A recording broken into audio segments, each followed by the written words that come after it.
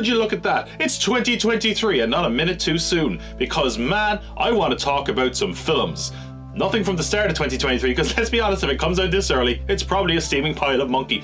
Anyway, let's talk about good movies. And let's talk about good movies from last year. This is my top 10 movies of 2022. 10. I heard someone laughing.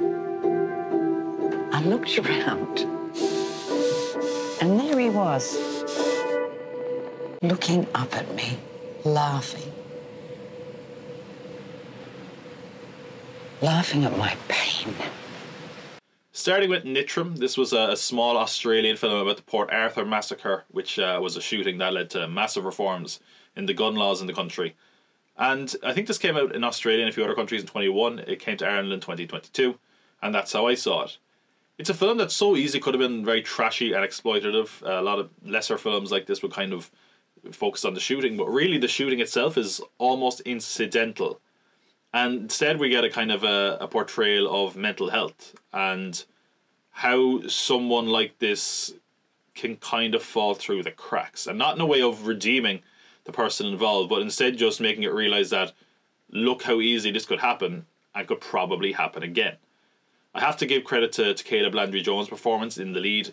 He gave a very kind of unhinged portrayal where it didn't feel like a caricature. It felt like something very believable and upsetting to watch. And really the whole story is upsetting because it just feels like a series of calamity that gets you to a certain point. And I will say the cinematography and the lighting have that grimy feel about it that just make you feel ill almost in your stomach. And I would say to the point that even if you didn't know the real story, I think you'd know where it was going watching the movie.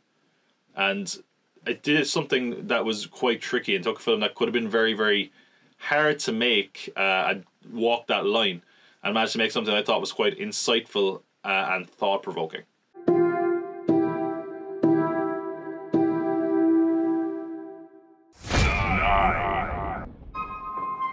You think whatever killed Pops is out there? What did you see? It's big. It's in the cloud.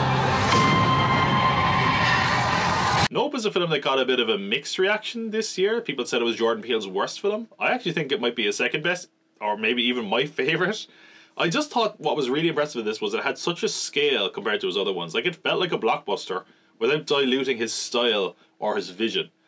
I thought that it was visually his best film to date. There was some really stunning and creepy, unsettling images in this that really worked and stuck with me more than any other horror film I saw last year. Aside from that, I thought there was some very interesting themes and ideas that should not have felt as original as they did, but really worked in the context of the film, and there's a lot of parallels throughout the story. I mean, speaking of originality, I can't believe in this day and age he managed to make a flying saucer movie and make it feel kind of fresh. I also have to give props to the cast for this film. Daniel Kaluuya and Keke Palmer were amazing. Such really likeable characters, and they had fantastic chemistry together. Maybe a little bit jokey and over the top. That was okay too. But I have to say, in general, this film had me in the palm of its hand. I laughed where it wanted me to laugh. I was on the edge of my seat for a lot of it. I was really rooting for these characters. And it was one of those movies that I was so grateful to say I could see in a cinema with an audience. No?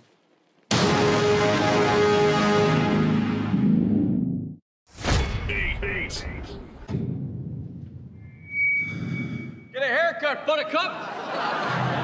In that moment, I watched that skinny boy transform into a superhero.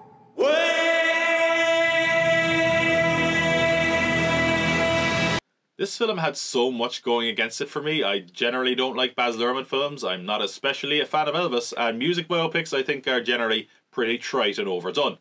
And yet, here we are. As much as I don't like Luhrmann's style, it totally worked for an Elvis movie. The kind of over-the-top scale and style totally fit in with this film, and it just felt constantly kinetic and energetic and entertaining over what was a really long runtime and a story that, generally speaking, most people know quite well already, even if you're a casual Elvis fan like I was. But I will say I at least did learn a little bit about it. You also have to give major props to Austin Butler for really holding the film together with a fantastic acting performance and singing performance in the movie, and certainly I think he's going to get a Best Actor nom at the very least. this year. Tom Hanks is also there, giving the most caricature portrayal ever, but goddamn if it didn't work. Aside from that, I mean, you can complain, of course, that it doesn't really go into the weeds on Elvis's life, but for what it was, I don't think we really expected that, and for what we got, it was certainly a treat to the eyes and ears. Maybe it's just on my list out of the sheer surprise that I actually enjoyed it, but it's here all the same. Elvis has left the building. 7. We need your help. Very busy today. No time to help you. Across the multiverse, I've seen thousands of Evelyns. Okay, I'll say the line everybody is saying that they think is so clever. It was the best multiverse film of last year. Haha. Okay, we get it. Listen, the multiverse as a concept feels like it might quickly outlast its welcome, but having that concept be something the general public is aware of is worth it just for films like this. A movie with unbridled creativity that was strange and sweet and also really, really funny. It's a kind of film that actually just gets you through the year, where it comes out of nowhere, gives you a surprise, and you're like, okay, this is why it's fun just to go and see the cinemas and not just see the blockbusters. It had some really interesting design and visual effects elements, especially for its relatively cheap budget. And I also have to say, it's a film that once you feel like you have it figured out, it keeps changing to the point that you're always engaged, always interested, and never ahead of the film. I have to talk about the performances, which are amazing. Ke Huy Quan especially, welcome back Short Round, you freaking nailed it. Such a charismatic and layered performance. Michelle Yeoh always nails it, of course. It was just a movie that feels like everyone got behind, and for good reason. It's like a live action Rick and Morty episode with bigger scale and more substance. And sure, it's maybe a little long, and I don't know if it'll hold up to repeat viewings, but this was a movie that it feels like, even as weird and layered, and as much as they kept throwing strange stuff at you, everyone just latched onto it and loved it, and rightfully so.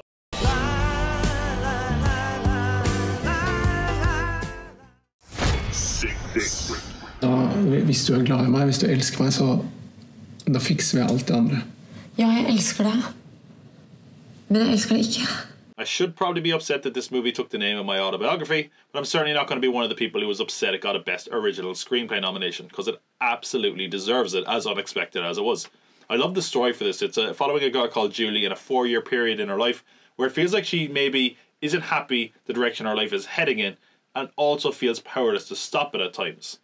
It's a movie about love and relationships, but feels like it has a lot to say about modern life in general, and does so in quite a human and personal way. Really, what made the film work is that lead performance from Renate Reinsve, who takes a character in Julie that could be very unsympathetic and quite passive, and gives us a character that feels like it has some depth, some sympathetic qualities, and even makes us all see a part of ourselves in that character, even though sometimes we might not want to admit it. Aside from that, I thought the structure and the pacing of the film was fantastic. It really did have a kind of a sharp wit. And generally, a film about love and relationships is something I wouldn't have much interest in, but it really speaks to the quality of this one that I did enjoy it as much as I did, and certainly it's worthy of your time. 5.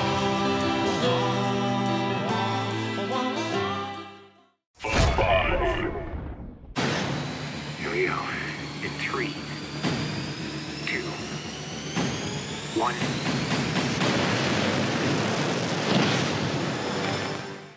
In a year where so many blockbusters let me down, how was it the one I really didn't care about, the one that worked? I mean, okay, let's be honest. Did anyone think this would be as good as it actually was? Like, I don't have any real affinity for the original Top Gun, but for me and many others this year, Top Gun Maverick totally struck a chord. It just felt like, for the first time in a few years, where I thought, the blockbuster is back. In fact, it's probably the only film this year on this scale that I actually loved. And yes, it's incredibly simple, but I think that's kind of why it worked and why we all loved it. Tom Cruise is here giving his absolute best, absolute star quality about him, as he always does. The rest of the cast and everything else is as developed as it needs to be. But if we're totally honest, what really worked here was the practical effects and the technical side of filmmaking that made it such a blast to see on the big screen. And we did. We went back more than once, myself included, to check this out, because this is a movie that reminds us why we go to the cinema. It already made loads of money, and rightfully so, because it really just feels like a throwback in the best way possible.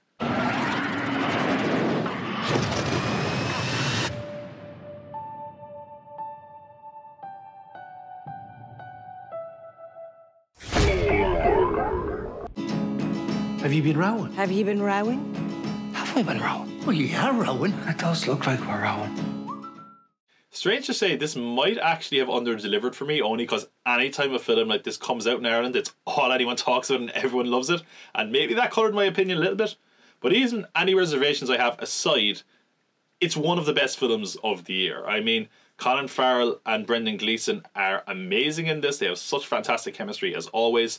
And Martin McDonagh, it feels, really kind of went back to his playwright roots with this one, with the kind of dark Irish humour to it. And here it is on a world stage, but certainly you're not going to feel lost if you loved his other films, because it has that surreal, strange, dark humour to it.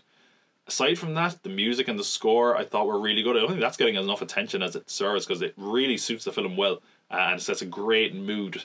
The film looked amazing. It's hard to make that landscape look bad, to be fair. And there's a lot of interesting themes and ideas that don't feel shoved in your face, but are kind of there if you want to engage with them, that made it feel quite relatable, because there are themes and ideas that are present through everyone's life that are kind of foreboding and ominous, that really kind of gives you that vibe as you walk out of the cinema. And it does so without being preachy, which is to the film's credit. I mean, look, it's already getting a load of attention come award season, and it's totally deserving of it.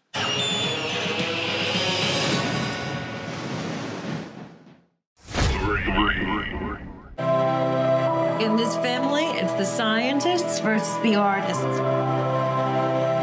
Sammy's on my team, takes after me. Second year in a row now where a Spielberg film has been in my top 3, and man, this is where he's at with as a filmmaker now, making these passion projects and these personal films, and I'm all for them. I mean, it was a $40 million personal film that lost a load of money, but I'm here for them even if no one else is. And like, I don't know why. Maybe it was the way this was marketed, because the way it was marketed was like, oh, a movie about the magic of movies, and it's not. When you watch it, you're like, is that what that was about? Really, it was like a family drama about trying to find who you are when the world around you is constantly changing. And there is the filmmaking and art aspect as well, but the kind of underlying idea seems to be that art isn't going to be easy, that it's eventually going to hurt people around you, and probably you as well. And we kind of get that in the Spielberg character, because he's forced to kind of re-examine parts of his life while he's editing, and comes across revelations and sees things from other perspectives. And I'm not going to go into spoilers, but the fact that those themes are kind of there quite simply, and that you can dive into them in a bit more depth, really speaks to how well this worked.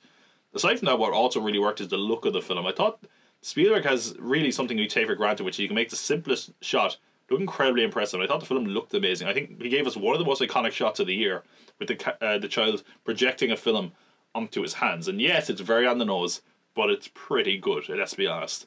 Also incredibly good is the performances. They were great across the board. Michelle Williams being the standout. She never misses, but here she hits hard. I mean, this film had me from the minute it started. It was incredibly well written and engaging. I'm normally not into these long biopic films, but it really speaks to the film's ultimate credit that I didn't want it to end, but when it did end, I was satisfied and somewhat inspired too. What was your favorite part?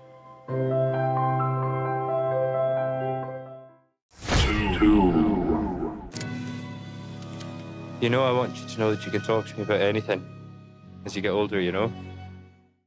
Starting to notice there might be like a thematic connection between my top 3 that I need to talk to someone about. But regardless, this is a film that is, on its surface, quite simple, but when you get down to it, it's actually a very deep and effective film. It tells the story of a father and daughter on a sun holiday, with the daughter now remembering it as an adult. And I've seen a lot of different interpretations of this, and a lot of different takes, especially on the ending. But I think regardless of what conclusion you draw, you're going to come away with a very emotional and moving film. And it's really helped by the 2 performances. We have Paul Mescal as the father, who I was aware of course, but I hadn't actually seen him in anything. But he's amazing in this, but not to be outdone by the child performer, Frankie Carrillo, who just gives a performance beyond her years, showing a range and maturity in the role that is just impressive, to say the least. But together they have such outstanding chemistry that you'd actually believe they're a real father and daughter. Like, if someone didn't tell me they were actors, I just would have absolutely bought it, and really helped us get invested in those characters.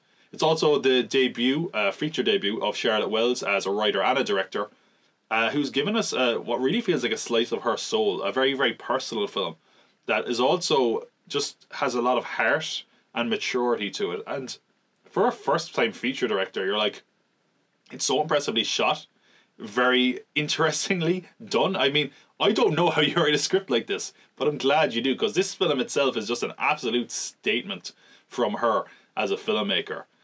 In general, I think this is a film that is just a masterclass. It's an absolute gem that I think we're probably going to be talking about as one of the best films of the decade, and certainly as an exciting beginning for a new filmmaker. Wish we could have stayed for longer.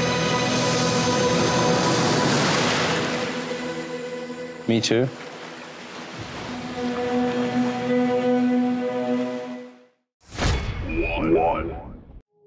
How long should they keep her? Till after the baby? So can't they keep her as long as they like? Wel, ich an galinsa. Shasamach, good hour mes bleche cartart. I know it probably comes off as favoritism. Oh, the Irish guy picked the Irish language film as his favourite film. Shocker.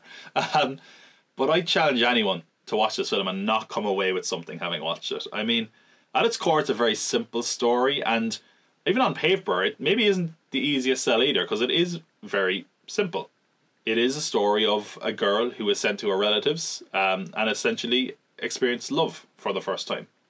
But what really works is that we get to see how the surrogate mother and father react to having a child in their life, and how the girl sort of discovers herself and is better for having been in a better environment and actually feeling love for a change.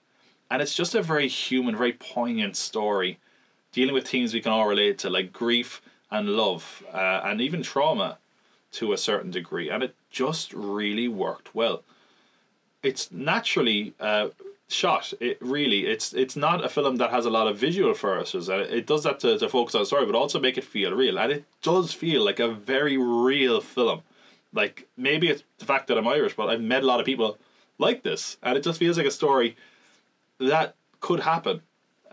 It didn't feel like anything outlandish. It just felt like something that was a slice of life. The performances are fantastic, especially from our little girl, on Colleen Keown, Catherine Clinch, I think her name was. Just gave a performance. Again, she has to be very quiet, as you can imagine, based on the title, but managing to be really expressive in the way she goes about it, to the point that we feel really attached to this character, and we really hope things are going to end up well for her.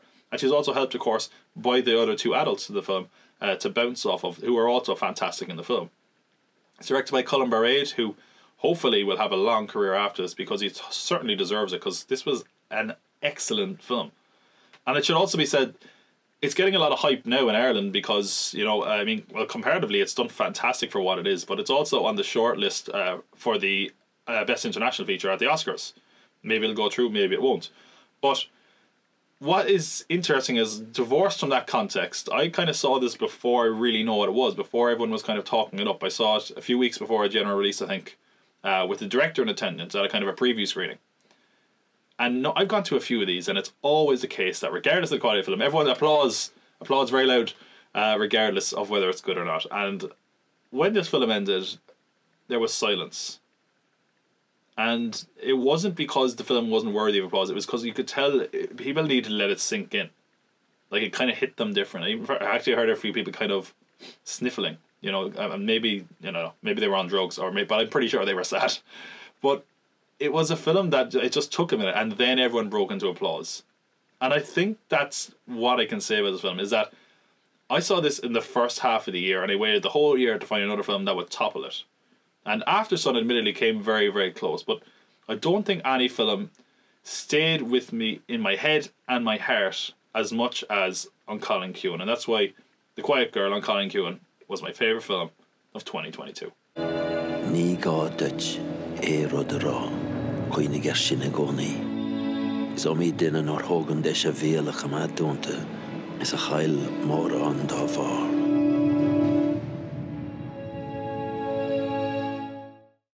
And that is my top 10 films of 2022. What did you think of my list? Is there something you feel should be here? Is there something you feel shouldn't be here? What were your top 10 of last year? Be sure to tell me in the comments below. And while you're down there, you can also see some honourable mentions, films that didn't quite make the cut of my top 10. Aside from that, if you enjoyed this video, be sure to give us a like and make sure to subscribe, because I can't spell cult without you.